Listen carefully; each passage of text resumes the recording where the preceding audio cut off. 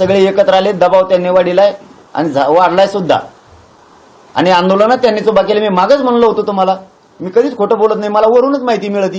हे ओबीसीच्या नेत्यांनी उभा केलंय, यांना दोष देऊन उपयोग नाही, त्यामुळे मी इथल्याला दोष दिला नाही. मी कधी धनगर बांधवाला दोष देणार नाही, नेत्याला बी.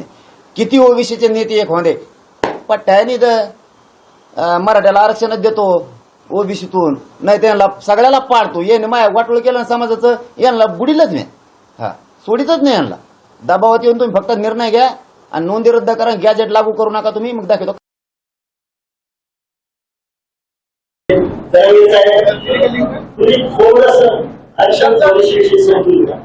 मंडल आयोग सदस्याची आलेला नाही. मंडल आयोग सजासजी आलेला नाही. मंडल आयोग परत एकदा सांगतोय, जबाबदारीने सांगतोय, या देशामध्ये ओबीसींना आरक्षण, ओबीसी बांधव आहेत सगळे, तुम्ही सुद्धा कान खोलून ऐका.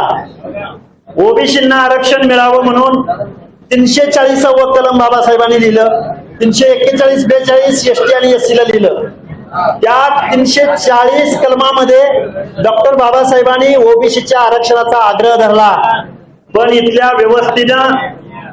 व्यवस्थेनं ओबीसींना आरक्षण देण्यासाठी ज्यावेळी मोरारजी देसाई सरकार आलं 78-79च्या दरम्यान, त्यावेळी मंडल आयोग निर्माण झाला. पण तो मंडल आयोग इम्प्लिमेंट व्हायला व्हीपी सिंगांना पंतप्रधान व्हावं लागलं. आणि व्हीपी सिंग पंतप्रधान झाल्यानंतर 90च्या दरम्यान मंडळ आयोग इम्प्लिमेंट केला. परत तो कोर्टात चॅलेंज झाला. कोर्टामध्ये आमच्या ओबीसीच्या सगळ्या नेत्यांनी लढाई लढली.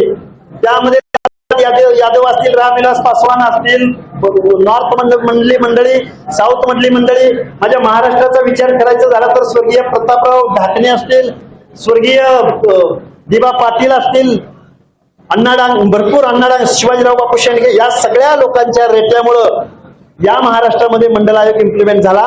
आणि सगळ्या लोकांना एक सामाजिक न्यायाचं धोरण राबवण्याच्या दृष्टिकोनातून या महाराष्ट्रामध्ये 29% ओबीसी आणि एसबीसी ला आरक्षण दिलं गेलं.